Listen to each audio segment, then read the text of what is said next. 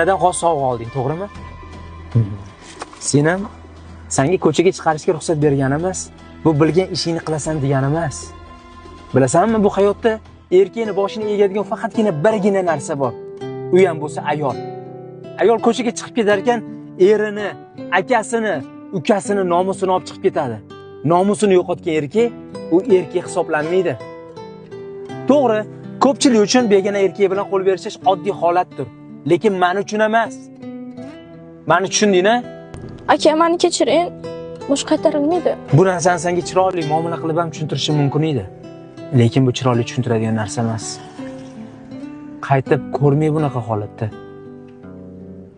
Men seni yaxshi ko'raman, Sina.